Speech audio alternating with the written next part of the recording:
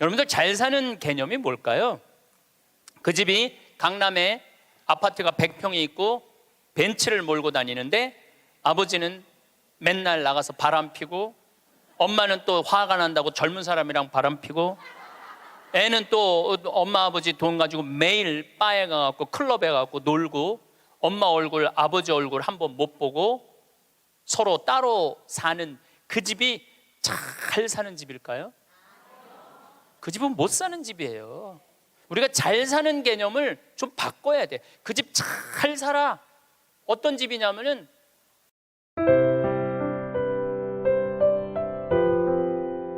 중국 우한에서 코로나 공식 전염병이 확진이 됐습니다.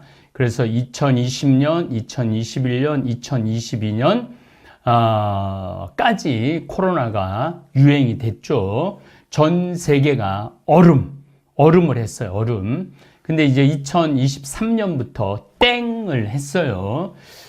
그 사이에 저는 유튜브로 많은 분들 지금 대한민국의 우리 국민들하고 소통을 많이 했습니다.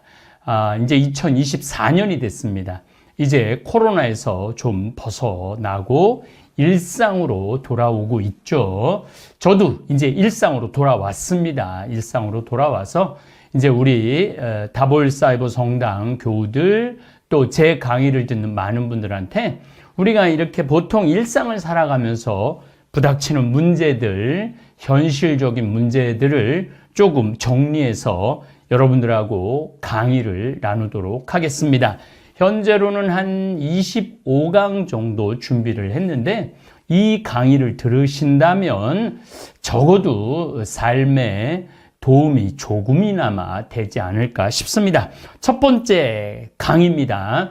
우리가 10살, 20살, 30살, 40살, 50살, 60살, 70까지 80부터는 죄 지을 것도 없고 거의 그냥 일상이죠. 물론 이제 늙어서 죽기 전에 자식들아 힘들게 하는 죄가 있기는 합니다.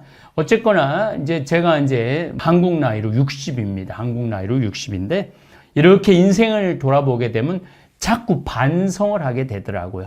그래서 오늘 주제는 반성. 우리가 인생을 살아가면서 물론 잘한 것도 있죠. 그러나 잘못한 게 더 크게 다가오죠. 그래서 반성을 하고 난 다음에는 우리가 회개를 해야 돼요. 내가 하느님 정말 그동안 잘못했습니다. 제가 살아오면서 너무 가슴 아픕니다. 죄송합니다. 그렇게 회개를 하고 내가 잘못한 사람들 또 하느님한테 잘못한 거 이웃한테 잘못한 거 회개를 하고 난 다음에 이해를 구해야 돼요. 내가 이렇게 그때 너무 부족해서 아니면 악한 마음을 가지고 있어서 욕심을 갖고 있어서 잘못을 했다. 이해를 구하고 난 다음엔 화해를 해야 돼요. 화해를 하고 난 다음에는 보속의 삶이 용서의 삶이 필요합니다.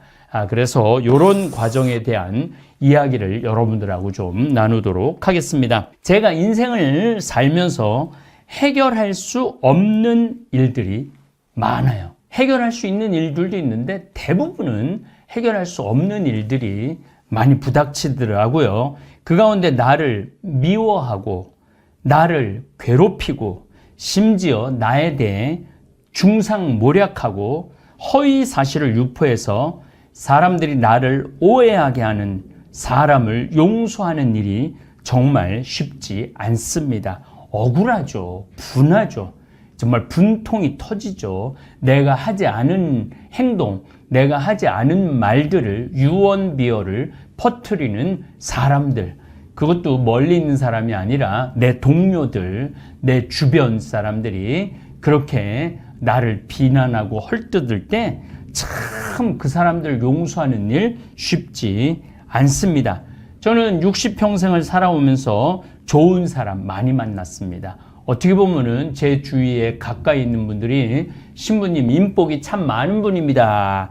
이렇게 말을 합니다. 그러나 좋은 사람이 9명이면 나를 괴롭히고 나를 힘들게 하는 사람은 한 사람 정도 있습니다.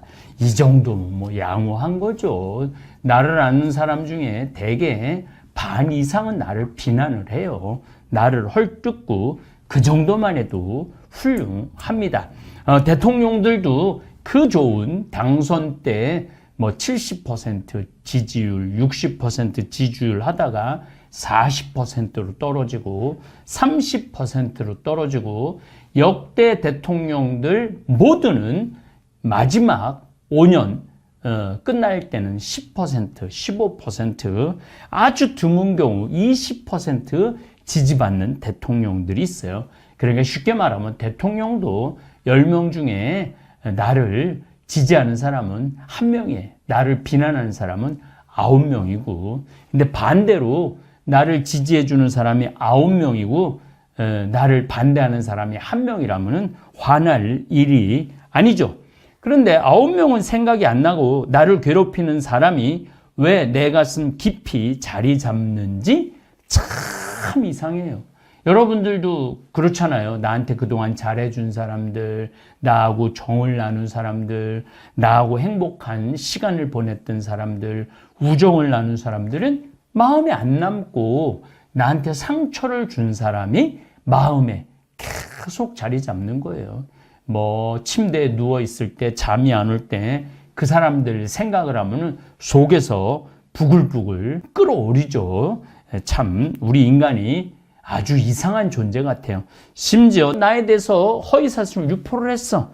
그런데 내 친했던 사람이 그거를 믿고 나한테 너 정말로 그렇게 못된 일을 했느냐, 너한테 실망했다, 이런 얘기를 들을 때 내 마음이 질풍노도처럼 흔들리고 고요한 평화가 하나도 없이 깨질 때가 있습니다. 여러분들도 살아오면서 그런 경험을 아주 많이 했을 거예요. 친구들, 가족들, 이런 사람들한테 아마 이런 배신감, 이런 분노 많이 느끼셨으리라 생각합니다. 제가 운영하는 생태마을은 젊은 직원들이 많습니다. 직원이 65명인데 외국인 노동자는 한 명도 없고 대한민국 젊은이들로 꾸려 나가고 있습니다. 직원들 평균 나이가 31살이니 얼마나 젊은 회사입니까? 그래서 저는 직원들에게 최고의 대우를 해주고 싶고 마음 깊이 고마운 마음으로 연봉도 중견기업 못지않게 지불해주고 직원 복지에도 많은 예산을 쏟아붓고 있습니다. 그렇게 진심을 다해 직원들에게 잘해 주었는데도 앞에서는 목숨을 바쳐 충성할 것 같은 표정과 행동을 했는데 자기들만 사용하는 카톡에는 자신들의 CEO인 나에게 입에 담지 못할 욕설을 퍼부으면서 비난한 젊은이들을 볼 때 가슴이 참 아픕니다. 그래갖고 그걸 우리 직원들이 우연하게 발견해갖고 그걸 다 캡처를 하고 다 찾아냈어요. 그래서 이런 직원들은 더 이상 신부님 데리고 있을 수 없습니다.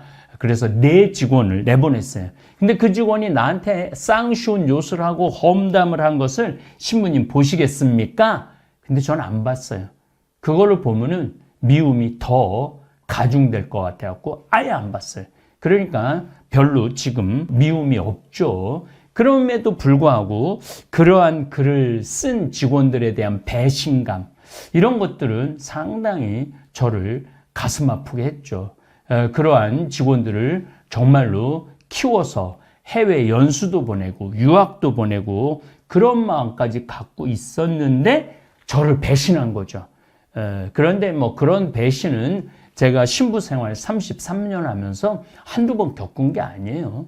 아마 여러분들도 살아오면서 그런 배신 많이 경험했으리라 저는 생각을 합니다.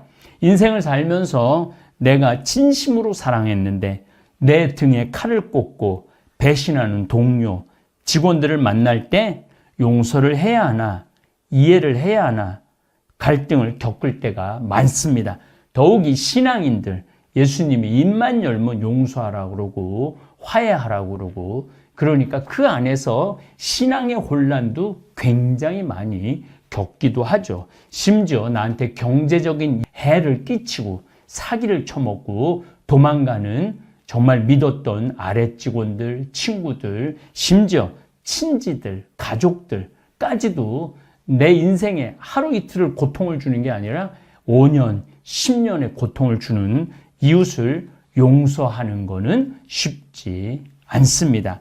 더욱이 사제요, 유명 강사요, 평창 생태마을에서 농사를 지으면서 콩 관련 생산 유통 사업을 하는 저를 바라보는 눈이 아주 긍정적인 눈들도 있지만은 곱지 않은 눈들도 참 많습니다. 그래서 저에 대해서 비난의 댓글을 올리는 사람들도 있어요.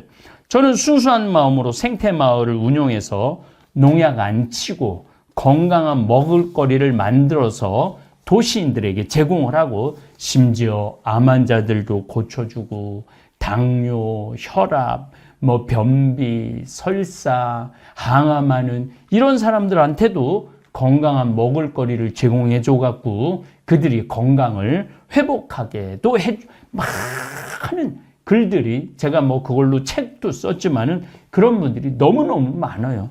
그리고 농약을 치지 않아서 땅을 숨쉬게 하고 땅강아지, 지렁이 이런 온갖 미생물들이 살아 숨쉬게 땅, 밭 이런 것 유기농 농사를 짓고 다볼사이버 성당이라는 유튜브 채널을 운영해서 외롭고 병들고 어둠 속을 헤매는 사람들에게 길 안내를 하고 가난하고 헐벗은 이웃들 뿐은 아니라 제3국의 가난한 나라까지 힘 닿는 대로 도와주는 저 나름대로는 착한 일을 열심히 하는데도 안 잊고 온 눈으로 바라보고 인터넷 댓글에 베베꼬는 악성 댓글, 비방하는 댓글을 다는 사람들을 볼 때 신경질이 나고 화가, 분노가 일어납니다.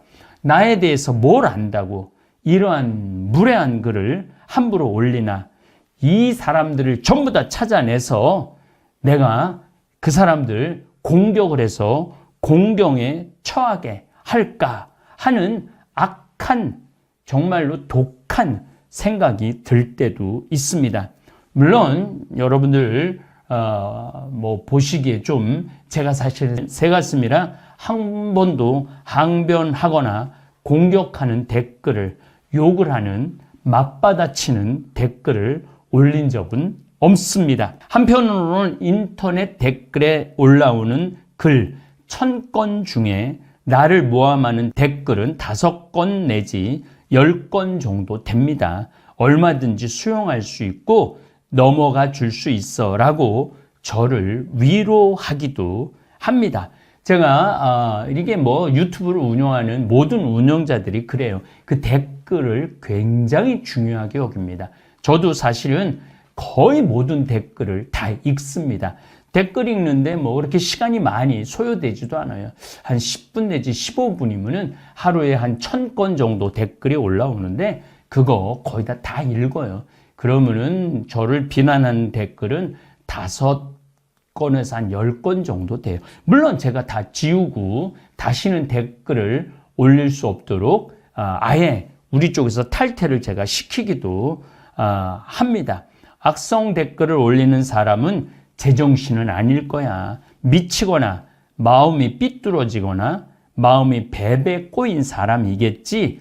그리고 이제 그 용어를 쓰면은 이 사람이 천주교 신자인지 개신교 신자인지 비신자인지 금방 알아요. 그것도 아니면 내가 잘 나가고 성공 가도를 달리니까 시기 질투하는 사람이 올리는 것이겠지. 그리고 세상이 얼마나 다양한데 100이면 100 다 내 생각과 똑같을 수 있어 하고 이해하고 넘어가기도 하지만 나를 흉보고 욕하는 사람은 용서하기가 쉽지 않습니다. 여러분들도 저는 그러리라 생각을 해요. 여러분들도 직장 생활하다 보면은 상사들, 동료들, 아래 직원들 이렇게 막 부닥칠 때 나를 괴롭히는 사람들이 있을 때 또 성당 신앙생활을 하거나 또 교회에서 또 신앙생활을 하거나 봉사활동을 하거나 또 사회에서 여러 가지 그룹 모임을 할 때도 눈에 밟히는 사람들이 있어요. 그런 사람들이 나를 욕하고 뒤에서 험담하고 모략할 걸 내가 알았을 때 그들을 용서하는 게 쉽지가 않죠. 참 우리 인생을 살아가면서 힘든 게 용서예요. 2007년 전도연 주연의 미량이라는 영화가 있었습니다. 저는 이 영화를 영화관에서 봤었는데 그의 대한민국 영화 대상을 받기도 한 작품이기도 한데 저는 그 영화를 보고 정말 복잡한 생각을 하게 되었습니다. 전도연 주연 신혜라는 여성은 남편이 죽고 난 뒤 남편 고향이 밀양이었어요. 그러니까 밀양으로 내려가서 피아노 학원을 하면서 아들 하나를 귀하게 키우면서 살아가는데 아들 준이라는 아들이 있었는데 그 준이 다니던 웅변학원 원장이 그 핏덩어리 같은 아들을 유괴해서 돈을 요구했는데 뭐가 잘 안 맞아갖고 그 7살인가 8살 되는 핏덩이 같은 아들을 살해를 합니다. 이 아들의 죽음을 바라본 신의 전도연은 미치죠. 아들의 죽음을 받아들이기 힘들었지만 개신교의 귀의한 신의 전도연은 아들을 죽인 유괴범을 용서하겠다는 결심을 합니다. 여기서 참 중요해요. 우리가 누구를 미워하고 증오하고 그 사람에 대한 끊임없는 화가 치밀을수록 내가 평화를 누리지 않아요. 그래서 괴로워요. 그래서 내가 이 사람을 용서해야만이 진정한 자유와 평화를 누린다고 생각을 해요. 결국은 종교로 개신교로 기위를 하죠. 신혜는 교회 목사님과 교인들에게 내가 용서하겠다는 자신의 뜻을 밝히고 주위에서 목사님이든 성도들이 당신 정말 중요한 결심했다.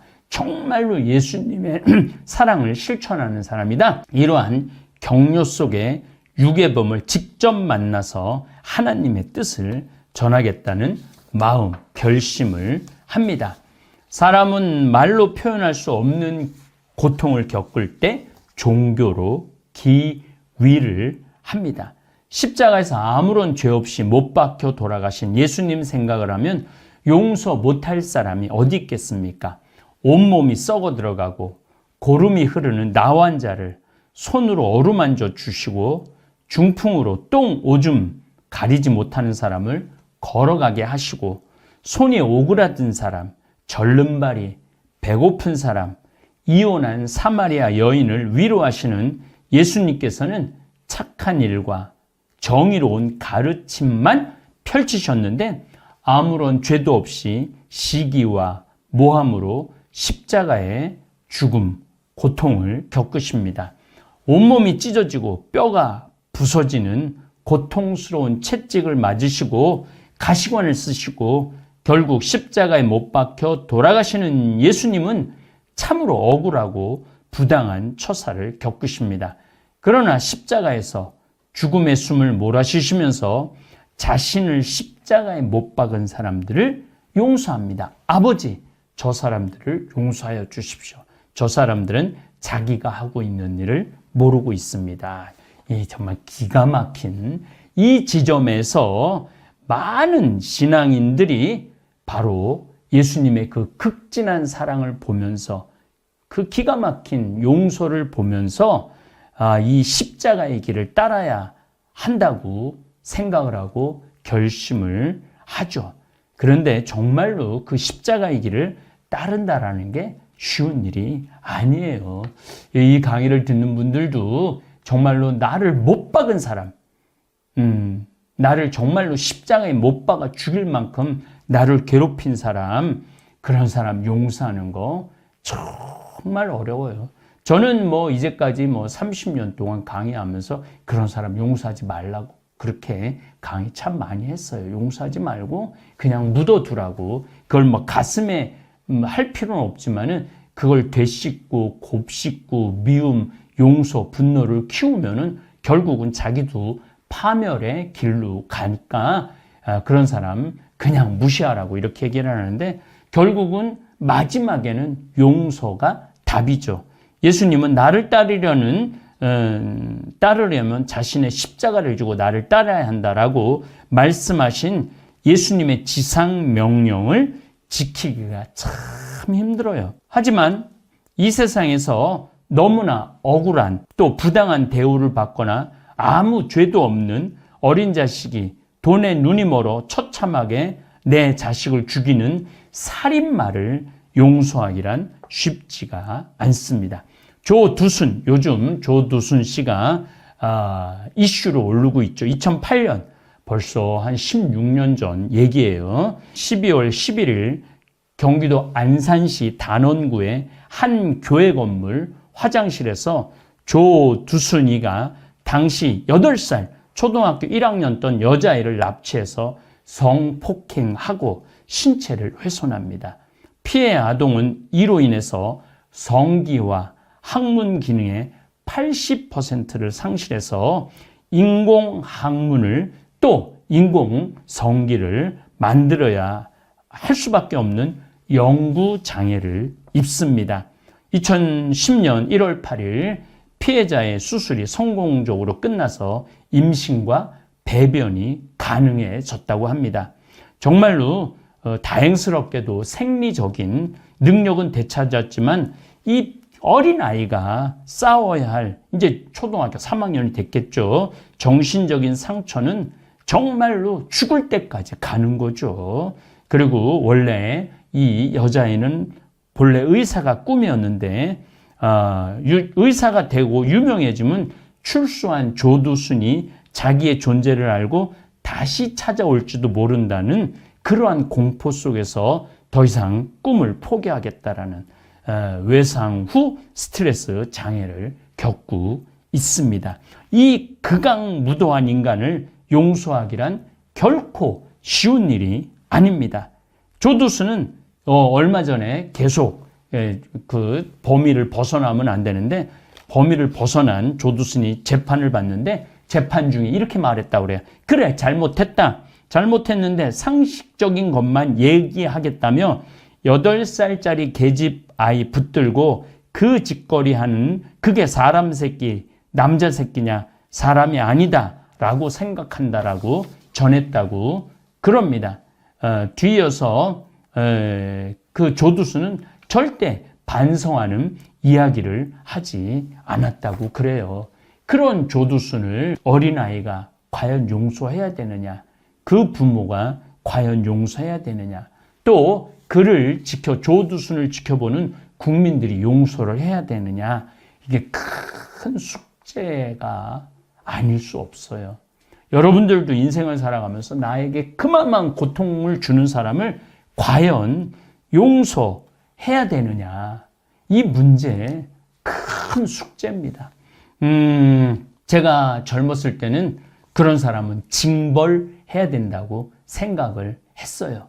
그리고 지금도 그렇게 크게 변하지는 않았습니다. 그리고 끊임없이 고려시대 때 우리나라를 해안선을 침범하고 도둑질해간 일본 외놈들 용서해야 되느냐.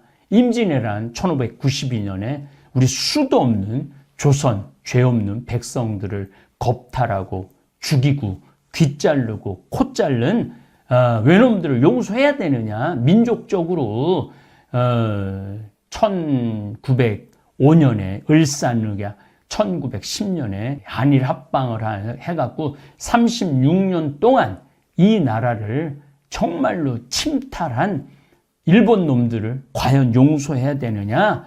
이런 더 큰 명제를 가지고 주제를 가지고 과연 용서라는 것이 정말 우리 인생의 또 역사 안에서 정말 이게 가능한 일인가 고뇌하고 되묻지 않을 수가 없습니다.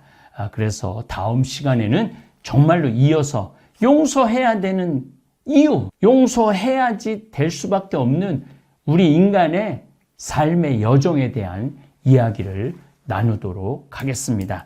여러분들도 댓글을 많이 올려주시면 저도 소통하도록 하겠습니다. 여러분들도 용서할 수 없는 인생의 경험들 함께 공유했으면 좋겠습니다.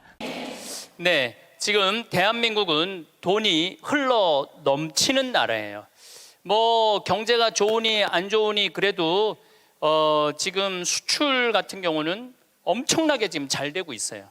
계속 흑자고 돈이 참 많은 나라예요. 문제는 배분을 못하는 거죠. 돈이 모자라는 건 아니에요.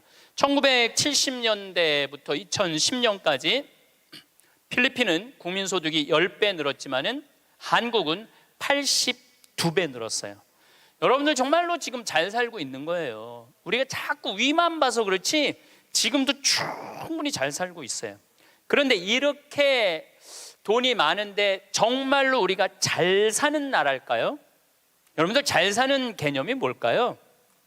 그 집이 강남에 아파트가 100평이 있고 벤츠를 몰고 다니는데 아버지는 맨날 나가서 바람 피고 엄마는 또 화가 난다고 젊은 사람이랑 바람 피고 애는 또 엄마 아버지 돈 가지고 매일 바에 가갖고 클럽에 가갖고 놀고 엄마 얼굴 아버지 얼굴 한번 못 보고 서로 따로 사는 그 집이 잘 사는 집일까요? 그 집은 못 사는 집이에요.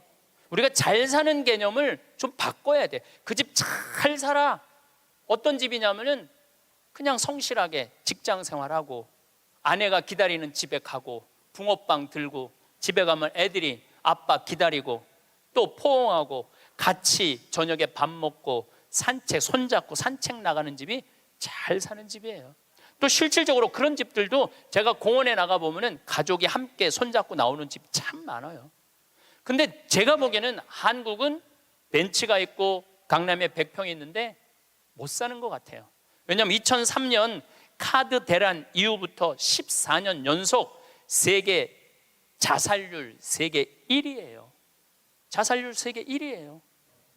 그렇게 돈이 많고 이렇게 좋은 나라인데 왜 자살률이 세계 1위일까요? 이건 잘 살지 못하기 때문에 그러는 거예요. 대한민국 전체가 잘 살지 못하기 때문에 그래요. 노인 빈곤율이 세계 1위야. 이건 정말로 생각해 볼 문제예요. 왜 생각해 볼 문제냐면은 대한민국처럼 자식한테 온갖 정성을 쏟아서 교육하는 집이 어디 있어요? 있는 돈 없는 돈, 이 등에 있는 뼈 다 뽑아서 등골에 있는 뼈를 다 뽑아서 자식들 교육하는 나라가 대한민국이에요. 그러니까 있는 돈 없는 돈 다 주고 난 다음에 늙어서 자식이 갚아야 되는데 60살에 죽으라고 그러니 아니 이게 갚을 생각이 전혀 없는 거 아니에요. 그리고 여러분들이 결정적으로 여러분들이 잘못하기 때문에 여러분들 고생하는 거예요. 여러분들 자식들 결혼하면 뭐라 그래? 니네들 우리는 신경 쓰지 말고 니네 둘만 잘 살아. 그러니까 둘만 잘 살라고 얘기를 하니까 걔네들만 잘 사는 거예요. 그렇게 말하면 안 되죠. 너희들 둘만 잘 살아 이러면은 그 부모는 자식 교육 잘못하는 거예요. 너희들이 이제 주위 사람들이랑 화목하게 지내고 부모님 공양 잘하고 애들 잘 키우고 하느님 일 열심히 하고 니네들 재능 가지고 나누고 살아. 이렇게 말해도 잘 살까 말까인데 아무것도 신경 쓰지 말고 니네 둘만 잘 살아. 그러니까 아무것도 신경 안 쓰고 둘만 잘 사는 거예요. 그러니까 오늘 이후부터 여러분들 덕담을 해도 그런 덕담은 하지 마세요. 둘만 잘 살라고 그러지 말고 다 같이 잘 살으라고 그래야 돼. 다 같이. 왜 둘만 잘 살아야 돼? 다 같이 잘 살아야지. 대한민국이 왜 돈은 흘러 넘치는데 이 고통을 겪는 줄 알아요? 여러분들이 그렇게 가르쳐서 그래. 너만 1등해. 너만 경쟁해서 이겨야 돼. 둘만 잘 살아. 이 얘기를 하니까 애들이 이기적으로 되는 거예요. 나눌 줄 모르고. 노동시간 세계 1위인 나라가 대한민국이에요. 직장인 스트레스 세계 1위야. 그러니까 돈은 많이 버는데 많이 죽고 늙어서는 우리나라 노인 자살률을 보면은 정말로 앗소리가 나요. 80세 이상 노인 자살률을 보면 세계 단연 1위인데 미국은 80세 이상이 10만 명당 5명 정도 죽어요. 근데 우리나라는 10만 명당 80세 이상이 몇 명이 자살하느냐면 138명이 죽어요. 138명이. 그러니까 둘만 잘 살라고 그러니까 노인들 안 찾아가는 거예요. 그렇게 생존 부모님 안 찾아가는 비율이 140만 명. 670만 명 중에 부모님 생전 안 찾아가는 자식이 140만 명이 할머니 할아버지들한테 안 찾아가는 거야. 그 할머니들은 내가 보기엔 100번 이렇게 얘기했을 거야. 둘만 잘 살아. 그러니까 안 찾아가는 거예요. 한국인들은 제가 보기엔 참 이 삶을 즐길 줄 모르는 것 같아. 여유가 없어. 우린 극단적이야. 지난번에 그 대구 쪽에서 출마한 대통령 후보가 뭐라고 그랬냐면은, 만약에 대구 지역에서 대통령을 배출해내지 못한다면은 우리는 전부 낙동강에 가서 빠져 죽어야 된다고. 여러분들, 민주주의의 꽃은 선거예요. 선거에 내가 참여할 수 있다는 건 즐거운 일이야. 그리고 당당한 경쟁자로 할 수 있다는 건 즐거운 일이야. 떨어졌으면은 당당하게 당선된 사람한테 축하한다고 그러고, 얼마나 선거운동을 하냐고 애썼어. 그러면 다 같이 낙동강에 가서 빠져 죽을 게 아니라 다 같이 낙동강에 가서 쉬어야지. 왜 빠져 죽어? 우리는 빠져 죽어야 돼. 떨어지면 빠져 죽어야 돼. 떨어지면 쉬어야 되는데 빠져 죽어야 돼. 그런데 이게 제가 보기에는 정치인들만 그러는 게 아니에요. 우리 집에서도 벌어지고 있어요. 너 이번에 대학 떨어지면 너하고 나하고 접시에 코 박고 죽자. 아니, 대학 떨어졌는데 왜 코 박고 죽어? 그 대학 떨어진 게 뭐라고? 떨어질 수도 있는 거지. 하다가 보면은 죽을 일은 아니잖아요. 매년 입시 때 자살해요. 엄마하고 딸하고, 엄마하고 아들하고 죽자고. 아니, 애가 초등학교 1학년, 뭐 유치원은 빼고 초등학교 1학년 때부터 고등학교 3학년 12년 동안 애쓴 거야. 그럼 떨어졌으면 애가 마음이 얼마나 상처가 됐겠어요. 그러면은 어차피 너 주려고, 대학 들어가면 주려고 등록금 500만 원 마련한 거 있는데 너 이거 갖고 유럽 배낭여행이나 갔다 와라. 훌훌 털어버리고. 그럼 애도 행복하고 엄마도 행복할 거 아니야. 근데 그 500만 원 놔두고 굳이 접시에 코 박고 죽어야 되냐 이거야. 그 500만 원을 멋있게 쓰면 되지. 근데 우리는 굳이 죽음까지 몰고 가요. 저는 세계적으로 조사를 해봤어요. 정치인들이 단식을 얼마나 하나. 뭐 간디가 단식한 거 빼고는 거의 단식 안 해요. 국회의원들은 협의하고 합의하고 토론하는 게 국회의원이지 단식하는 게 국회의원이 아니에요. 단식은 약자들이 할 수 있는 마지막 행동이에요. 종교인들, 노동자들이 할 수 있는 거지. 정치인들이 왜 단식을 해? 그 똑똑한 사람들이 서로 대화하고 합의하면 되지. 근데 우리는 그런 걸 배운 적이 없어. 1등만 배워갖고 합의하고 협의할 수가 없어요. 여러분들, 출세해야지 행복할까요? 꼭 출세해야 돼요? 돈이 많아야지 행복할까요? 그냥 지금 행복하면 안 돼? 내가 보기엔 여러분들이 제일 행복한 분들이에요.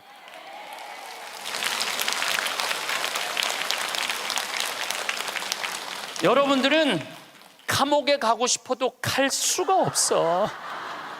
누가 돈을 줘야지 감옥에 가볼까? 누가 돈을 줘야지. 누가 말을 사줘야지 감옥에 가볼까? 누가 말을 사줘야지.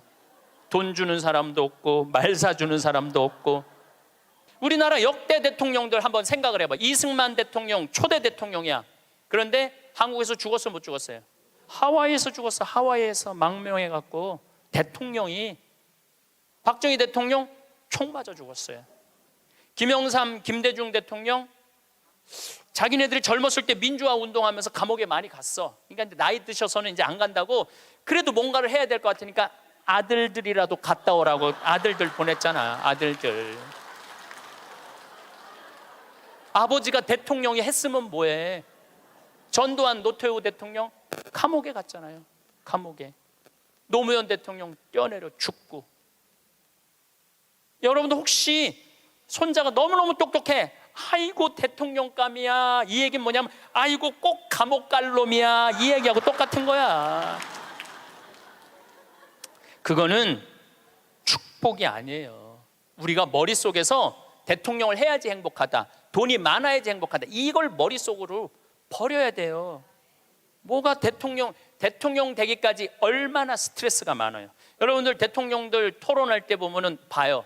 서로 정말로 저질이에요. 토론하는 걸 보면 저질이에요. 서로 흠집내고 그럴 사람들이 아니거든. 원래 인품도 좋고 능력도 있는 사람들이야. 근데 그 자리에 가면 그렇게 되는 거예요. 그 자리에 가면 그럼 뭐가 부러워갖고 대통령을 해요. 그러실 필요 하나도 없습니다. 그 청와대에서 사람을 인선하는데 내가 몇 번째 사람까지 들었냐면 27명까지 골랐는데 당신 장관 좀 해달라고 하니까 난 못한다. 왜? 나는 불법 위장 전입 이런 거 다 걸린다. 그래갖고 27명까지 갔대 지금. 그래갖고 또 골랐는데 난리도 아니야. 들어보니까. 그러니까 그 자리까지 가려고 그러면은 간쓸게 양심 다 버리고 올라가는 거예요. 뭐가 그런 게 부러워. 여러분들은 간쓸게 내버릴 이유가 하나도 없어. 여러분들은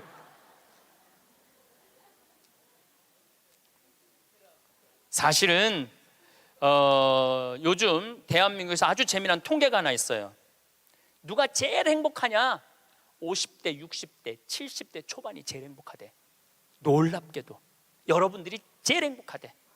왜냐하면은 지금 중고등학교들은 공부해서 괴롭지, 대학생들은 시험 보느냐고 괴롭지, 직장인들은 스트레스 받아서 괴롭지, 여러분들은 사실은 그런 괴로움이 거의 없어요.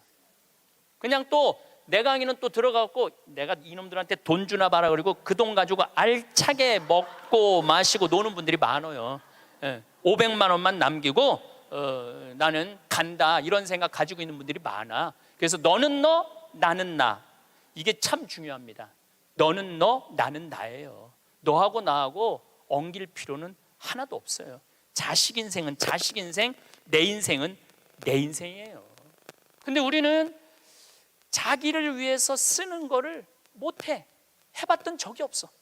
자기를 위해서 1,000원도 써봤던 적이 없어. 1,000원도 벌벌 떠는 분들이 많아. 내가 그렇게 얘기했는데도 1,000원도 벌벌, 여기 많을 거야. 1,000원도 벌벌 떠는 분들이. 내가 이걸 언제 아느냐 하면은 내가 할머니들이랑 성지순례를 가보면 알아요. 성당에서 이제 한 할머니들 30분이랑 성지순례를 가잖아요. 인천공항에 딱 나타날 때 보면은 처음에 몰라봐요. 성당에서 보던 할머니랑 인천공항에서 보는 할머니랑 너무 달라.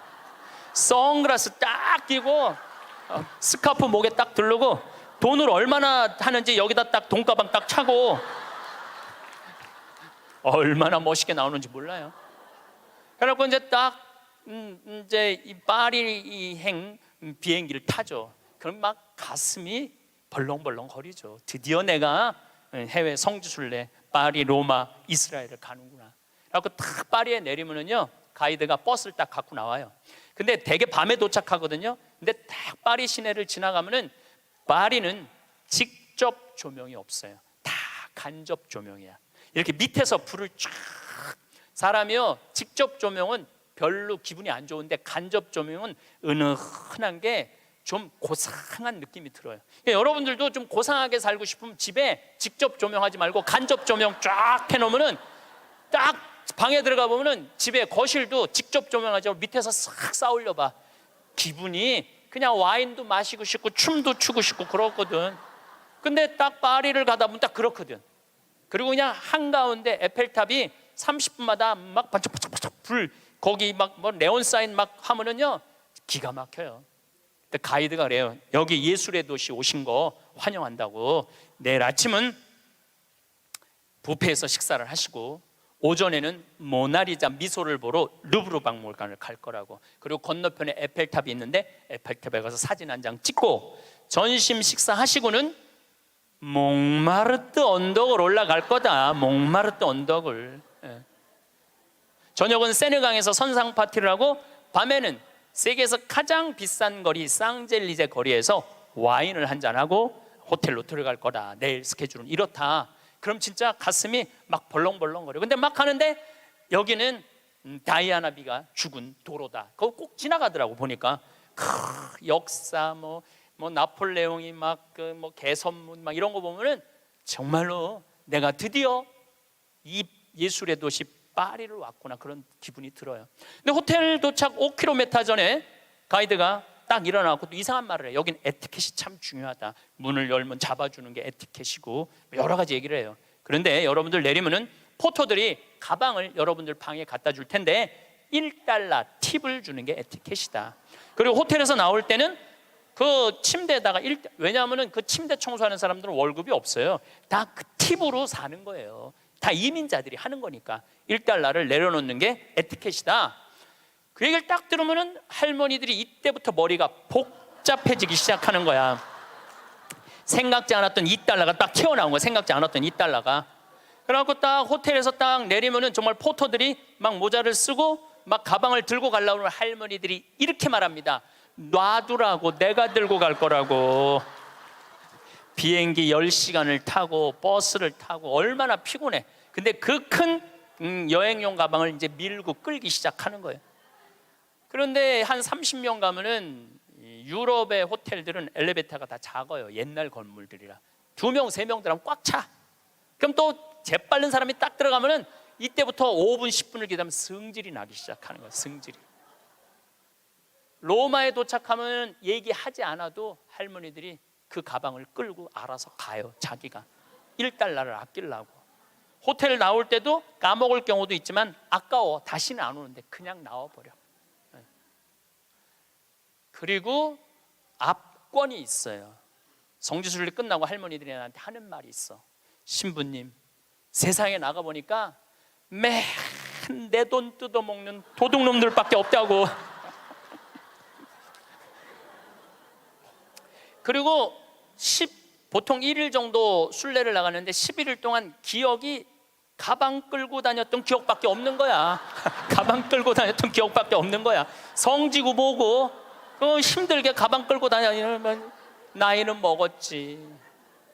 그럼 보통 여러분이 한 450만 원 내고 가는 성지순례예요. 450만 원. 그러면은 하루에 $2면은 10일이면 $20야.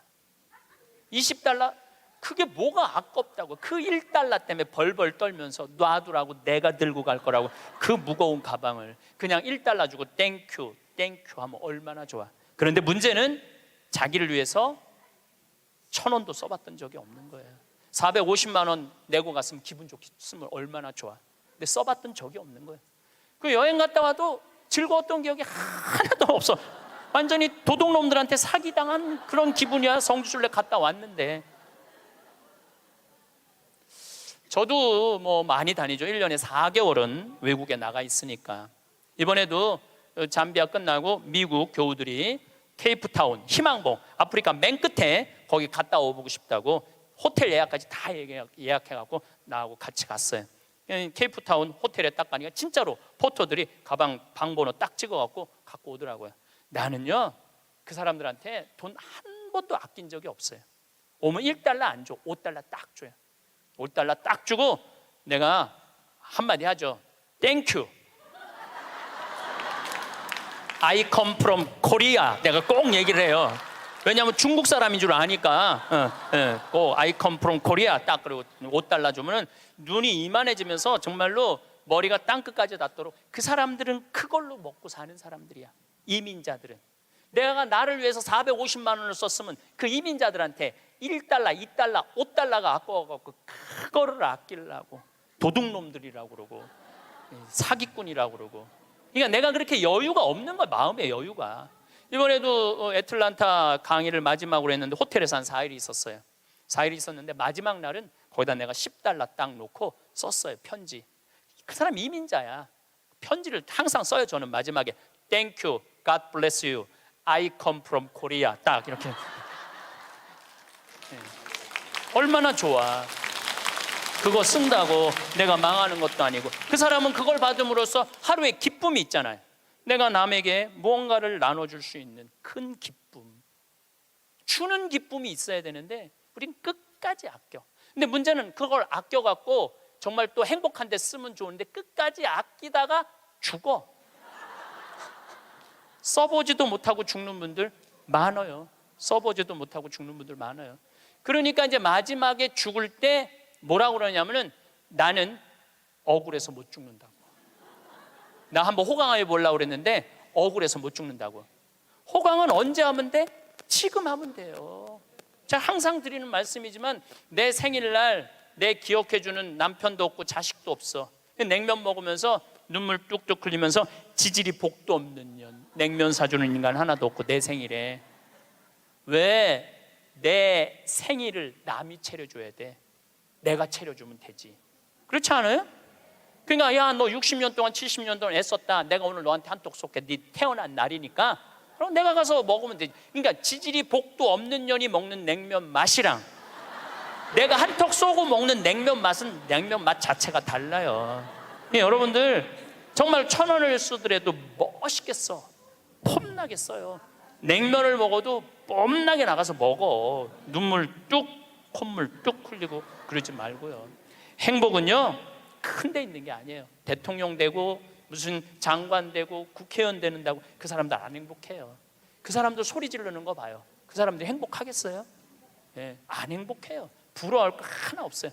이번에 9월 29일부터 10월 10일까지 황금 연휴에 황금 연휴 발칸 반도를 갔다 왔어요. 체코, 오스트리아, 슬로베니아, 그 다음에 크로아티아, 그 다음에 잠깐 보스니아 이렇게 들렀다 왔어요. 근데 제가 처음 평택 비전동 본당 신부를 할 때 나야 교우들을 너무너무 사랑하죠. 정말로 많이 아끼고 귀하게 여기죠. 정성스럽게 대하죠. 근데 이제 내가 평창에 들어가니까 이제 본당이 없잖아요. 그 이제 연말만 되면은 나를 찾아오는 비전동 교우들이 있어. 그 나는 이제 연말이 되면 모든 에너지를 다 빼갖고 아무도 만나기 싫어. 와도 쳐다도 안 봐요. 세배하러 왔는데 무슨 세배냐고. 그런데 10년 동안 내가 보든 안 보든 자기네들끼리 밥 먹고 가도 10년 동안 변함없이 오는 친구들이 있어요. 근데 한 3년 전인가 4년 전에 또 세배라고 왔는데 내가 찬밥 대우를 했는데 마음이 좀 미안하더라고요. 근데 보통 저 같은 경우는 3년, 4년 후까지 스케줄이 보통 이렇게 보거든요. 근데 4년 전에 보니까 2017년 딱 황금 연휴 10일이 딱 걸려 있더라고요. 그래서 정말로 평범한 친구들이에요. 야, 2004년 후에 황금 연휴 10일이 있다. 나하고 그때 내가 온전히 너희들하고 같이 여행 갈게. 그랬더니 이 친구들 한 30명이 한 달에 20만 원씩 3년 동안 개를 모았어. 그러니까 한 달에 20만 원이면 240만 원에 거의 700만 원을 모은 거예요. 여행비는 한 400만 원밖에 안 되는데. 그래갖고 이번에 여행을 갔다 왔어요. 그런데 기가 막히더라고요. 그 성지 나라도 아름답지만은 성지가 너무너무 좋더라고요. 그런데 오스트리아의 마리아 체리라는 성지를 갔어요. 여기저기 너무 다니니까 무슨 성지도 모르고 그냥 계속 가는 거죠. 근데 오후 3시 미사를 이제 경당에서 봉헌하기로 했는데 대성당에 딱 갔는데 대성당은 안 빌려줘요. 우리도 여기 지금 왜 여기 모였는지 알아? 명동 대성당 안 빌려줘서 여기 와 있는 거예요. 대성당은 잘 안 빌려줘요. 그리고 특히 우리같이 조그만 소규모의 순례객은 아예 안 빌려줘. 그것도 동양 사람들은 이게 커뮤니케이션이 안 되니까 더 안 빌려주죠. 근데 딱 성당을 이제 성모님을 이제 경배 드리려고 들어갔는데 크로아티아 사람이야. 여긴 오스트리아 성지인데 전통 복장을 입고 왔는데 브라스 밴드를 데리고 온 거야. 브라스 밴드를 데리고 와갖고 영성체후 묵상을 하는데 무슨 사연인지 모르는데 그냥 우는 거야. 신부도 울고 그 해설자도 울고 솔로한 사람도 울고 밴드들도 울고 교우들도 울고. 근데 그 음악을 연주하는데 너무 아름답더라고요. 근데 제가 2년 전에 이스라엘 성주순례를 갔는데 한 200명하고 갔는데 그중에 천주교 신자 아닌 자매가 하나 왔었어요. 근데 이 성주순례를 하면서 이게 살아있는 예수님을 느낀 거야. 그리고 거기 또 다 가톨릭 성지잖아요. 이분은 종교가 달랐는데. 그런데 거기서 딱 요르단강에서 딱 거기서 천주교 세례를 받겠다는 거야. 그래서 요르단 강물을 퍼서 그 자리에서 세례를 줬어요. 세례명이 보난데 세례를 줬는데 얼마나 내가 세례를 줬으니까 영어로 father라고 그러냐. father, 아버지 아니야. 아버지라고 그러면서 얼마나 안부도 잘 묻고 그러는지. 그래서 이번에 성주순례 데리고 갔어요. 성주순례를 데려갔는데 가톨릭 전례를 많이 못 봤잖아요. 근데 이 아름다운 전례를 보고 싶은 거야. 그래서 막 찾아갖고 야 빨리 와서 이거 가톨릭 이런 아름다운 전례가 있다. 그걸 보는데 다 우는 거야. 성가를 부르면서. 근데 그 성당의 그 울림이 얼마나 좋아요. 그 옛날 성당들이 울림이 얼마나 좋아. 뭐 기가 막히더라고. 그걸 한참 보고 있다가 보는데 3시 미사에 내가 제의를 입어야 되는데 5분을 지난 거야. 그래갖고 제의를 못 입었어요. 그래갖고 이제 제의를 입고 그 경당에 가려고 그랬더니 폴란드에서 성지순례 온 신부하고 교우들이 그 경당에 들어가 버린 거야. 그러니까 우리는 미사할 데가 없어진 거예요. 미사할 데가. 그 들어갔는데 어떻게 나오라고 그래? 우리 거니까 나오라고 그럴 수가 있어요. 그래서 이제 우리는 산에를 올라가야 되는 거야. 산에를. 대성당은 꿈도 못 꿨고. 그 이제 제대 그 제의실 맡는 형제가 제가 보니까 평신도 갔더라고요. 안 된다고. 저기 산으로 올라가야 된다고. 30분을 또 버스 타고 또 올라가면 우리 스케줄이 다 엉망이 되는 거잖아요. 너무너무. 근데 내 마음에 간절하게 대성당에서 미사를 봉헌하고 싶은 거야. 그 본당 신부가 나왔어요. 대성당에서 미사하고 싶다고. 바실리카거든요. 그랬더니 코리아에서 왔냐고 그래서 우리 코리아에서 왔다고. 그럼 대성당에서 하라고. 네, 대성당에서 하라고. 이거 아직 박수 칠 것도 아니에요 지금. 대성당에서 하라고 그랬는데 또 내가 키가 조그마니까 짧은 제의를 그 신부님이 다 찾아서 나를 입혀주더라고. 신부님이. 막 그때부터 가슴이 뛰기 시작하는 거예요. 근데 그날은 이제 우리 부관장 신부님 미사 봉헌하는 때인데 우리가 입당을 해갖고 성가를 하는데 이때부터 가슴이 미어지기 시작하는 거예요. 이 아름다운 성지에서 이렇게 미사를 봉헌할 수 있게 막 정말 입이 안 떨어지는 거예요. 근데 딱 강론을 시작하는데 우리 부관장 신부가 성모님 노래를 하는데 그 노래도 기가 막히게 잘하는데 성당을 혼통 감싸 안는 거예요. 그러니까 순례 온 외국 교우들도 너무너무 아름다우니까 다 쳐다보더라고요. 난 눈을 뜰 수가 없었어. 눈 뜨면 울까 봐. 하여튼 너무 은혜로운 미사를 하고 딱 이 성지가 뭔가 봤더니 이 성지는 850년 된 성지야. 성모님이 여러분들 사진에 있어. 성모님이 예수님을 손으로 이렇게 잡고 있는 그 왕관을 쓰고. 그런데 얼마나 기적이 많이 일어났으면 그 목발이 수백 개가 있었대요. 목발 짚고 왔다가 다 두고 간 거죠. 근데 이제는 너무 기적을 바라갖고 다 친 거야. 다 치고 이제는 2차 세계대전 끝나고 난 다음에 세계 평화를 위해서 기도하라고. 근데 거기에 베네딕토 교황, 프란치스코 교황님이 다 다녀가신 성지야. 거기서 미사를 한 거야. 거기서 미사를 봉헌할 수 있었으니 이게 얼마나 이게 신나는 일이에요.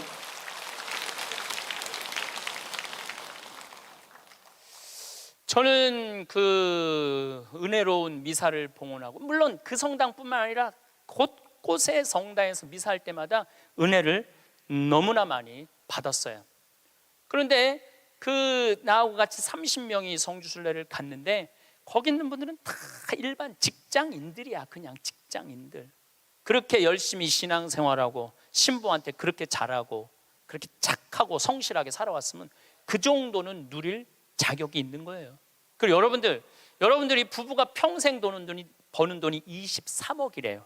평균 대한민국에서 23억을 벌고 나를 위해서 500만 원 그 아름다운 성지순례 한 번을 못 가? 그리고도 지질이 복도 없는 년 성지순례에 보내주는 사람도 없고. 누가 가면 돼? 내가 가면 돼. 내가. 남이 왜 내 행복을 남편한테 떠넘겨? 왜 내 행복을 자식한테 떠넘겨? 내 행복의 주인공은 누구야?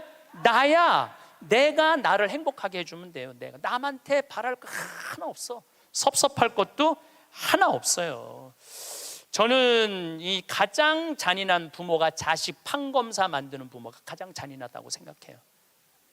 여러분들 판검사 되려고 그러면요 태어나서부터 공부하기 시작해야 돼. 얘네들 태어나서부터 누워있으면 기역 니은 디귿 리을 돌아가야 돼. 얘네들은. 그리고 초등학교 중고등학교 때 해가 뜨는지 달이 뜨는지 모르고 살아야 돼요.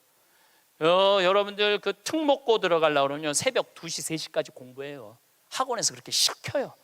그렇게 공부를 해야 돼. 그러니까 얘네들은 행복이 뭔지 잘 모르는 애들이야.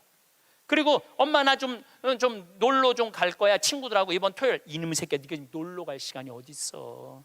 너 공부 열심히 해서 서울대학 들어가갖고 삼성에 취직해서 그때부터 너 행복해. 여러분들 1살서부터 30살까지 안 행복한 애가 삼성에 들어가는 날부터 행복할까요? 저는 그런 일은 없다고 생각해요. 그냥 쭉 행복한 애가 행복하게 사는 거예요. 공부해갖고 좋은 자리에 가갖고 행복할 수가 없는 거예요. 그러면은 대학교 들어가갖고 사법고시 시험 본다 그러면은요, 정말로 코피 터져가면서 일해야 돼. 공부해야 돼요. 엉덩이에 땀띠 나면서 공부해야 돼. 그래갖고 사법고시를 합격을 했어. 보통 1000명 정도 뽑거든요. 많이 안 뽑을 때는 500명 뽑고, 연수원에서. 그럼 사법고시 합격했다고 다 판검사 되는 게 아니에요. 1등부터 100등까지 판사, 100등부터 200등까지 검사, 200등부터 1000등까지 변호사야. 변호사 중에 반 이상은 지금 300만 원도 못 번대요. 그렇게 청춘을 다 날리고 학창시절을 다 날렸는데도 돈 못 벌어요. 그러면 정말로 우리 집에 판검사가 나타나, 평창에는 막 판사가 됐으면, 사법고시 합격하면은요, 읍내 막 이 사법고시 합격, 누구네 집 자녀, 셋째 자녀 합격 막 걸어놓고 난리도 아니야. 정말로 신나요. 우리는 사무관만 승진해도 누구 사무관 축하 막 이렇게 걸어놔요. 그래갖고 판사가 됐어. 그러면은 미래가 창창하고 앞날이 활짝 펼쳐질 것 같아요. 만나는 사람이 누구냐면은 살인범, 강간범, 사기꾼, 강도들 만나는 거예요. 평생. 여러분들, 사람이요, 누구를 만나고 사느냐에 따라서 그 사람의 행복의 질이 결정돼요. 누구를 만나고 사는. 아니, 판사 재판을 해야 되는데 집에 와서도 저놈이 정말 죽였을까 안 죽였을까 이런 생각을 평생 하고 사는 판사가 뭐가 부러워요? 그리고 자기 자식 판사로 밀어넣는 부모가 훌륭한 부모예요? 저는 그렇게 생각하지 않아요. 하고 싶은 일을 하고 살아야 돼. 사람은 하고 싶은 일을. 제일 하고 행복한 사람이 누구냐 하면은 사진 작가래요. 지금 촬영하는 저분들 제일 행복한 분들이래. 사진 작가들 제일 행복하다고 그래요. 아름다운 거 찍잖아요. 그리고 제일 보람을 느끼는 건 성직자들.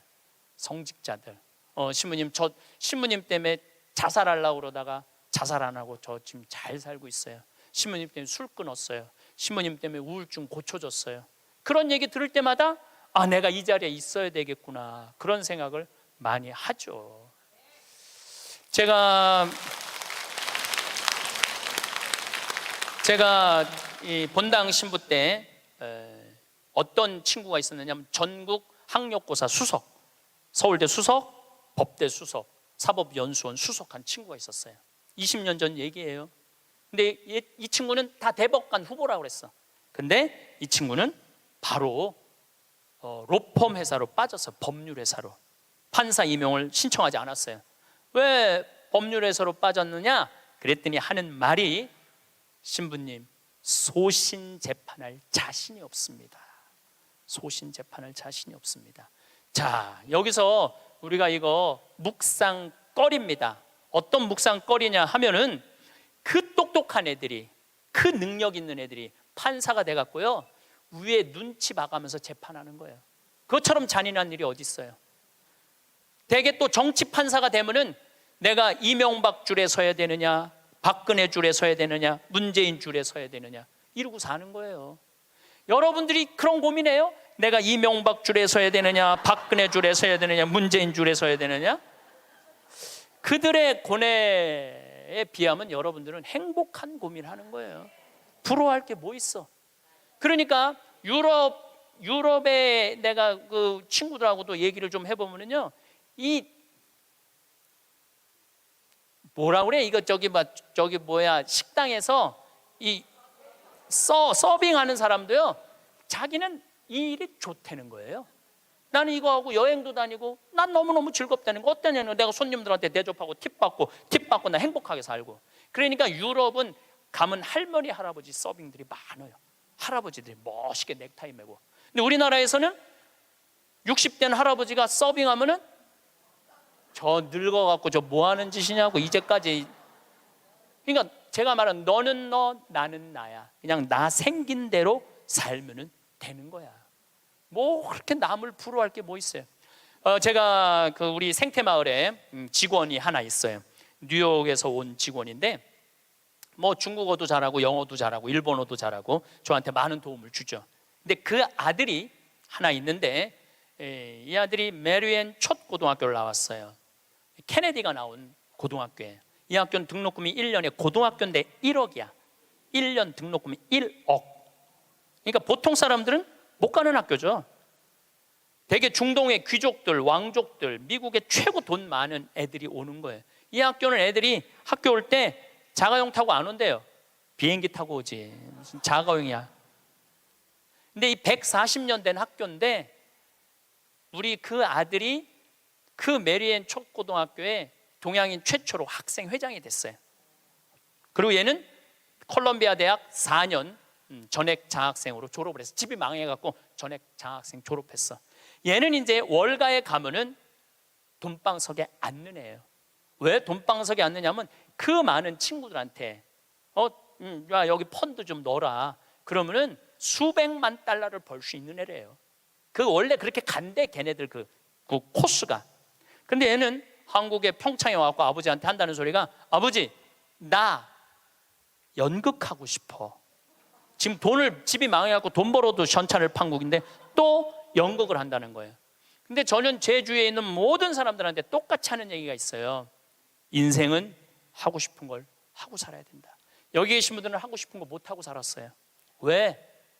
여기 50, 60, 70대 특히 6, 70대 여기 우리 자매님들은 대학 가고 싶어도 네가 무슨 대학이야. 오빠가 가야지. 남동생이 가야지. 그래서 희생당하고 그 다음에 공장에 가고 돈 벌어. 힘들어도 다 집안을 위해서 희생하고 살았어. 그때는 못 살 때였어요. 근데 지금은 다 잘 살아. 정말로 잘 살아요. 대한민국. 물론 못 사는 사람들도 있지. 못 사는 사람들도 있지만 대체적으로 보면 다 잘 살아요. 다 잘 살아. 아무리 못 살아도 집에 자가용 하나씩 다 있어. 잠비아에서는 꿈도 못 꾸는 그만큼 잘 살고 있어요, 여러분들. 그러니까 마음대로 하고 싶은 대로 해도 되는 나라예요, 이제. 그래서 해라라고 얘는 NYU 조지 클루니라는 영화 배우가 졸업한 유명한 뉴욕 주립대학교 대학원을 갔어요. 영국 영화학과. 그리고 2년을 학교를 다녔죠. 그리고 졸업을 작년 5월 달에 했어요. 그러니까 이제는 뭐를 해야 돼? 연주를 해야 될 거 아니야. 오디션을 봤는데 시카고에서 조지 해밀턴이라는 뮤지컬이 있어요.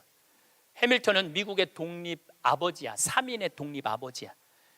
시카고에서 6개월 동안 했는데 1800석 6개월 전석 매진이래요. 근데 얘가 오디션을 봤는데 뭐에 됐느냐면 조연의 대타. 조연이 아프면은 나가서 하는 대타로 됐어요. 근데 조연의 대타도 대단한 거죠. 왜냐하면은 6개월 동안 받는 돈이 10만 달러니까 1억이니까 1억. 조연의 대타도 1억. 조연의 대타도 6개월을 끝났어. 그러니까 또 오디션을 또 봐야 될 거 아니에요. 이번에 이 친구가 5월 달 끝날 때쯤 오디션을 봤는데 이번에는 바로 브로드웨이에 가갖고 줄리 테이머 감독이라고 있어요. 이 사람은 누군지 모르죠. 스파이더맨은 알죠. 스파이더맨 만든 감독이에요. 그 다음에 라이언 킹 제작한 감독이에요. 세계적인 감독이죠. 이 감독이 이번에 M 버터플라이라는 연극을 하는데 거기에 주연으로 캐스팅이 됐어요. 주연으로 한국인 최초로 캐스팅이 됐는데 이 지난 10월 27일 며칠 전에 첫 공연을 했어요. 아버지가 갔다 왔어. 사진, 사인도 나한테 해서 다 보냈더라고요. 이 5개월 연극인데 50만 달러래. 한 달에 1억씩 버는 거, 한 달에 1억씩. 돈을 버는 게 중요한 게 아니라 하고 싶은 일을 하는 게 중요한 거예요. 하고 싶은 일을 하는 게. 그러니까 얘가 줄리 테이머 감독의 캐스팅이 됐다니까 조지 해밀턴 시카고에서 마지막 공연을 조연의 대타한테 어떻게 했냐면 마지막 공연 3시, 7시 공연을 주연을 줬어요. 우리 잊지 말라고. 브로드웨이에 가도 우리 잊지 말라고 주연을 줬어. 주연을 줬는데 얘는 뮤지컬 배우, 연극 배우로서 치명적인 결함이 있어요. 나보다 키가 조금 더 커요. 그런데 마지막에 공연하는데 커튼콜을 하는데 15분 동안 커튼콜을 앵콜 박수를 치더라고요. 근데 키가 워낙 작으니까 다른 스태프들하고 같은 연극하는 친구들하고 하이파이브를 하는데 뛰어서 하이파이브를 하더라고요. 그런데도 15분 동안 앵콜 커튼콜을 했어요. 이 친구가 나한테 편지했어요. 신부님, 정말로 감사하다고. 신부님의 배려, 유머, 내가 많이 웃긴가 봐요, 걔한테. 신부님의 유머, 배려, 사랑으로 자기네 가족이 이렇게 행복하게 됐다고. 자기는 돈 많이 벌어서 신부님 생태마을에 돈 갖다 주는 게 자기 미션이래, 미션. 근데 저는 그 친구한테 돈 받을 생각 전혀 없어요. 나는 청국장 팔아서 쓰면 돼. 왜 내가 그 힘들게 버는 돈을 뺏어서 써요. 청국장 팔아서 쓰면 되는데, 그 자기가 하고 싶은 일을 하는 그 친구를 보면서 누가 행복하냐면 내가 참 행복하더라고요. 여러분 보면은요, 내가 뉴욕에 강의 갈 때 보면 강사료 다 주고 왔어. 쓰라고, 학비에 $1,000, $2,000. 그러니까 그런 젊은 친구들한테 장학금을 주고 용돈을 주는데 잘 되니까 너무 행복하더라고요. 만약에 이 친구가 증권가에 갔다면 친구들 뒤치다거리 하고 있었을 거예요. 그렇지 않겠어요? 뭐 그 친구 술 같이 마셔주고 어려운 일 해결해주고. 근데 지금은 얼마나 세계적인 스타로 우뚝 섰어요.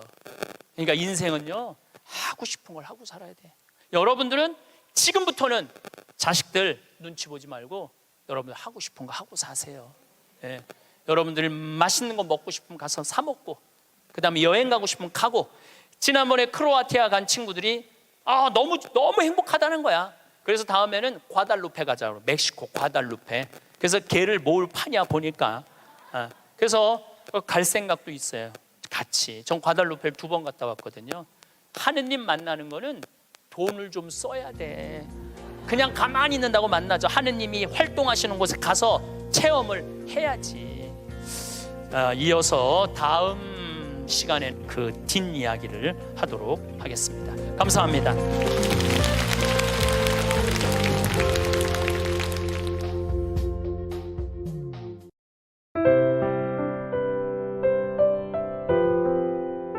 안녕하세요, 여러분. 오늘은 여러분 중 일부가 가지고 있다고 믿는 돈복에 대해 이야기해 볼까 합니다. 많은 사람들이 타고난 복이 있다고 믿지만 그 중에서도 특히 돈복에 대한 관심이 높죠. 누군가는 태어날 때부터 불을 끌어당기는 듯한 운을 가지고 있는 반면 다른 이들은 평생 돈 걱정을 떨치지 못하는 것 같아 불공평하다고 느낄 수 있습니다. 하지만 우리가 종종 간과하는 것은 돈복뿐만 아니라 건강복, 관복, 인복 등 다양한 종류의 복이 있다는 사실입니다. 우리는 이 중에서도 돈복을 특히 중요하게 생각하고 때때로 하늘에 돈복을 달라고 기도하기도 합니다. 그러나 자신에게 주어진 다른 종류의 복을 간과하고 오로지 돈복만을 추구하는 것은 오히려 자신에게 주어진 복을 놓치게 만들 수 있습니다. 그렇다면 어떻게 하면 자신에게 돈복이 있는지 알 수 있을까요? 저는 여러분에게 몇 가지 팁을 알려드리고자 합니다. 이 방법들을 통해 자신이 돈복을 가지고 있는지 확인해 볼 수 있습니다. 그리고 만약 돈복이 없다고 판단되더라도 걱정하지 마세요. 오늘 제가 여러분에게 알려드릴 다른 방법들을 통해 재물을 불러올 수 있는 방법도 있으니까요.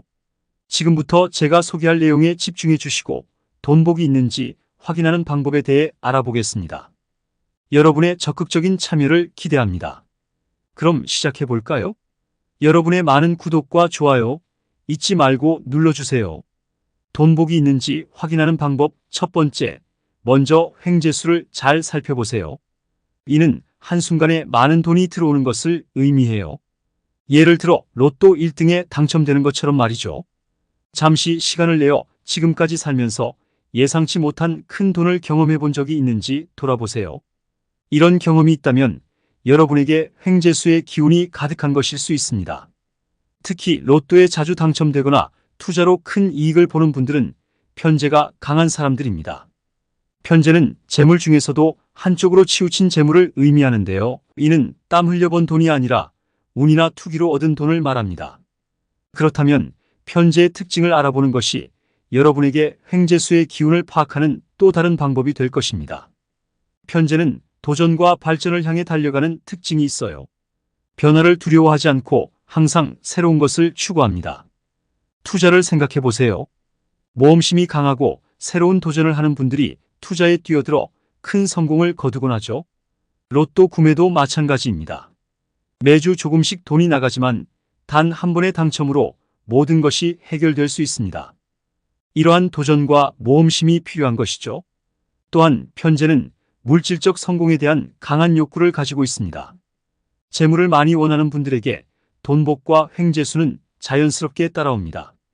재물에 대한 큰 욕심이 있다면 이는 분명 여러분이 편재의 기운을 가지고 있다는 증거일 수 있습니다.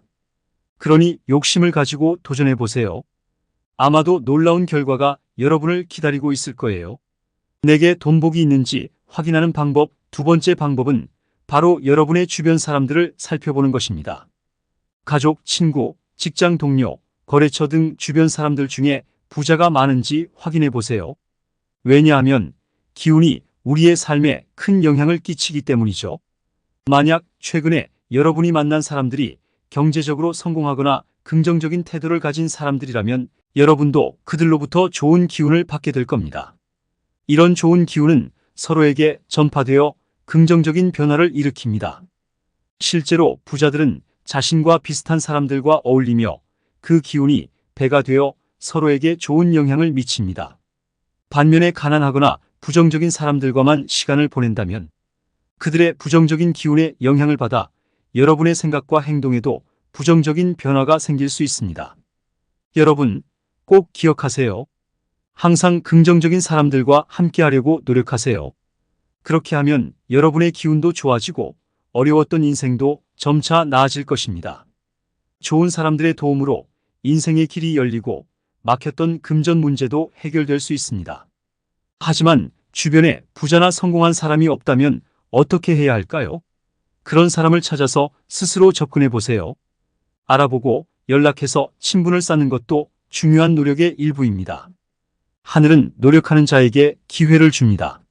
힘들 수 있지만 조금씩 노력해 나가다 보면 어느새 여러분의 주변도 좋은 사람들로 가득 차게 될 것입니다. 돈복이 있는지 알아보는 세 번째 방법은 돈을 잃어도 당황하지 않는 태도를 살펴보는 것입니다. 많은 사람들이 돈을 잃었을 때 깊은 상심에 빠지고 하루 종일 기분이 좋지 않게 됩니다. 하지만 정말로 돈복이 넘치는 사람들은 다릅니다. 이들은 돈을 잃어도 무덤덤하거나 오히려 기분이 좋기까지 한답니다. 이는 왜일까요? 이런 사람들의 무의식 속에는 언제든지 다시 돈을 벌 수 있다는 강한 믿음이 자리 잡고 있습니다. 그들은 이런 생각을 의식적으로 하지는 않을지라도 어딘가에서는 항상 이런 긍정적인 믿음이 작동하고 있어요. 그래서 돈을 잃어도 결국 더 큰 기회가 올 것이라고 믿는 거죠. 혹시 여러분도 돈을 잃었을 때 무덤덤하게 넘어갈 수 있는 경험이 있었나요? 만약 그런 경험이 있다면 그것이 바로 여러분에게 돈복이 있다는 신호일 수 있습니다. 이런 사람들은 보통 소유한 것에 만족할 줄 알고 감사할 줄 알며 작은 성공에도 진심으로 기뻐할 줄 압니다. 이러한 긍정적인 에너지는 다시 좋은 기운을 끌어당기고 그 결과로 돈복이 따라오는 원리라고 할 수 있죠. 이런 마음가짐은 금전적인 손실을 단순히 재산의 손실로 보지 않고 삶의 더 큰 그림에서 자신을 믿고 긍정적인 결과를 기대하게 만듭니다. 여러분도 이런 태도를 조금씩 실천해보면 어떨까요? 어쩌면 돈복을 확인하는 좋은 시작점이 될 수 있습니다. 제가 알려드린 돈복을 확인하는 세 가지 증거를 정리해 보겠습니다. 첫째, 예상치 못한 큰 돈, 즉 횡재수가 들어오는지 살펴보세요. 로또 당첨 같은 대박 사건이 바로 그 예입니다. 둘째, 여러분의 주변에 부자가 많이 생기는지 관찰하세요. 부자들과의 교류는 여러분에게도 긍정적인 재물 기운을 전달할 수 있습니다. 셋째, 돈을 잃었을 때 그 상황에 어떻게 반응하는지 살펴보세요. 돈복이 많은 사람은 돈을 잃어도 무덤덤하고 더 큰 기회를 믿기 때문입니다. 이 중 하나라도 해당되는 분들이라면 여러분에게 횡재수가 있다고 할 수 있으며 부자가 될 가능성이 높습니다. 이제 미리 축하드릴 수 있겠네요. 하지만 이 중 어느 것에도 해당되지 않는다고 해서 낙심하지 마세요. 횡재수나 돈복이 없다고 느끼는 분들을 위해 돈복과 재물을 불러오는 다른 방법들도 곧 소개해 드릴 예정입니다. 그러니 계속해서 저희 채널을 주목해 주세요. 여러분의 재물운을 개선할 수 있는 다양한 팁과 조언이 여러분을 기다리고 있으니까요. 첫 번째, 돈복을 향상시키고 싶다면 집안 곳곳에 특별한 물건들을 배치해 보세요. 해바라기 그림이나 돈두꺼비 같은 소품들은 집안에 긍정적인 재물 기운을 불러올 수 있습니다. 하지만 여기서 중요한 원칙 하나, 바로 과유불급입니다. 너무 많이 두면 오히려 기운이 산만해질 수 있어요. 그러니 거실, 현관, 안방 등 집안의 주요 공간에 적당량만 배치하는 것이 좋습니다. 재물 기운을 부족하다고 느끼시는 분들은 집안에 긍정적인 에너지를 불러들이는 물건들을 적절히 배치하시는 것이 좋습니다. 이렇게 하면 자연스럽게 재물복이 따라오는 경험을 하실 수 있을 거예요. 물론 한 곳에만 모든 소품을 집중시키는 것이 아니라 공간마다 조화롭게 배치하여 전체적인 균형을 맞추는 센스가 필요합니다. 꼭 기억하세요. 모든 것은 적당히, 너무 과하면 오히려 효과가 반감될 수 있으니 각 공간에 맞는 소품을 신중하게 선택하고 배치하는 것이 중요합니다. 두 번째, 감사의 태도를 키우는 것은 여러분의 삶을 엄청나게 변화시키는 강력한 무기가 될 수 있습니다. 일상에서 작은 것들에 대해 감사할 줄 알면 그 자체로 삶이 더욱 풍요로워지고 행복해집니다. 감사는 단순히 고맙다고 말하는 것 이상의 의미를 갖습니다. 주변의 사소한 일들에 주의를 기울이고 그것들에 대해 진심으로 감사할 때 여러분의 마음가짐은 점점 더 긍정적으로 변화하게 됩니다. 또한 감사의 마음가짐은 스트레스를 줄이는 데도 도움이 됩니다. 일상의 압박감이 클 때일수록 감사할 점들을 찾아보세요. 이런 실천은 마음을 진정시키고 전체적으로 긍정적인 생각을 갖게 하는데 큰 도움이 됩니다. 그리고 감사의 마음을 주변 사람들과 공유하면 그 긍정적인 에너지가 확산되어 더 많은 사람들이 긍정적인 영향을 받을 수 있습니다. 마지막으로 주변 사람들에게 직접 감사의 마음을 표현하는 것을 잊지 마세요. 이것은 단순한 말이나 행동을 넘어서 여러분과 주변 사람들 간의 긍정적인 관계를 더욱 강화시키고 좋은 에너지를 주고받는 기회가 될 것입니다. 이 모든 것이 모여 여러분의 삶에 큰 변화를 가져올 수 있으니 오늘부터라도 작은 것에 감사하는 연습을 시작해 보세요. 감사는 바로 여러분의 삶을 변화시킬 열쇠입니다. 세 번째, 긍정적 사고방식을 갖고 살아가세요. 긍정적인 사고방식을 갖고 삶을 살아가는 것은 여러분의 성공의 필수적인 요소입니다. 성공을 위해서는 목표를 향해 끊임없이 달려가야 하며 이 과정에서 마주치는 어려움들을 극복하는 것이 중요합니다. 이를 위해선 지속적인 노력과 열정이 필요하죠. 실제로 노력과 행동은 여러분이 원하는 결과를 만들어내는데 꼭 필요한 원동력입니다. 어려움에 부딪히거나 실패를 경험할 때마다 그 안에서 배울 점을 찾고 계속해서 도전하는 자세가 중요합니다. 실패는 성공으로 가는 길목에서 필수적인 학습 과정입니다. 이러한 경험을 통해 자신의 능력을 최대한 발휘하고 원하는 결과를 얻기 위한 노력을 계속할 수 있습니다. 이런 접근 방식은 단순히 목표를 달성하는 것 이상의 가치를 창출합니다. 자신감을 키우고 삶의 모든 면에서 긍정적인 변화를 이끌어내며 더 큰 성공을 향해 나아가는 원동력이 됩니다. 그러니 매일 매 순간 긍정적인 사고방식을 유지하려 노력해 보세요. 이것이 바로 여러분의 삶을 변화시키고 더 밝은 미래로 나아갈 수 있는 길입니다. 네 번째, 성장과 발전을 위해 계속해서 발전할 수 있다는 생각을 가지세요. 제자리에 머무른다는 생각은 여러분의 능력을 제한하는 반면 발전할 수 있다는 생각은 끊임없이 성장하고 발전할 수 있는 태도를 만들어냅니다. 이런 마음가짐은 실패를 두려워하지 않게 하며 실패를 배움과 성장의 기회로 삼을 수 있게 도와줍니다. 실패를 경험할 때마다 그 안에서 무엇을 배울 수 있을지 적극적으로 찾아보세요. 이는 자신의 한계를 뛰어넘고 더 큰 가능성을 발견하는 데 중요한 단계입니다. 또한 자신의 능력에 대해 자신감을 가지고 자신이 할 수 있다고 믿는 것이 중요합니다. 여러분이 자신에 대해 가진 믿음은 행동으로 이어지며 이 행동이 여러분을 성공으로 이끕니다. 자신감을 갖고 지속적으로 발전하는 태도를 유지함으로써 여러분은 삶의 어떤 도전에도 맞설 준비가 되어 있습니다. 이러한 태도는 단지 개인적인 성장에만 기여하는 것이 아니라 주변 사람들에게도 긍정적인 영향을 미치며 그들 역시 발전할 수 있는 환경을 조성합니다. 그러니 매일 매 순간 발전할 수 있다는 생각을 가지고 삶을 살아가 보세요. 그렇게 함으로써 여러분은 더 밝은 미래를 향해 나아갈 수 있습니다. 5번째, 노력하는 자세입니다. 노력과 행동은 성공으로 가는 길에서 가장 중요한 요소입니다. 목표를 향해 나아가는 과정에서 여러분이 마주할 어려움은 피할 수 없지만 꾸준한 노력과 열정을 투입하면 이를 극복할 수 있습니다. 실제로 노력과 행동은 여러분의 잠재력을 최대한 발휘하고 원하는 결과를 얻기 위한 필수적인 원동력이 됩니다. 어려움을 겪거나 실패할 때마다 그 경험에서 배울 점을 찾아보세요. 이러한 자세는 계속해서 성장하고 발전하는 데 필요한 동력을 제공합니다. 실패는 끝이 아니라 새로운 시작을 위한 교훈이 되어 다음 도전을 위한 힘을 줍니다. 성공을 위해선 단순히 꿈을 꾸는 것 이상의 행동이 요구됩니다. 목표를 설정하고 그 목표를 향해 실제로 움직이기 시작할 때 여러분의 꿈은 현실로 변화하기 시작합니다.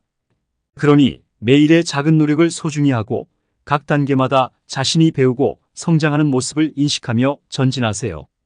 이 모든 것이 모여 큰 성공으로 이어질 것입니다.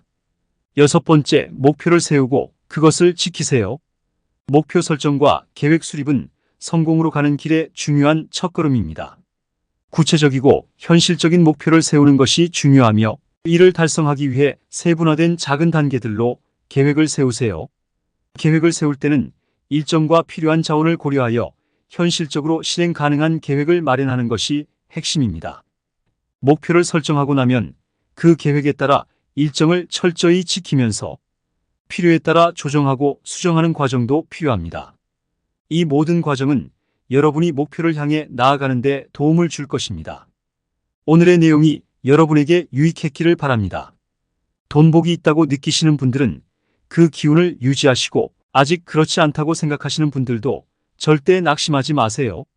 제가 알려드린 방법들을 따라하시면 반드시 돈복을 불러올 수 있습니다.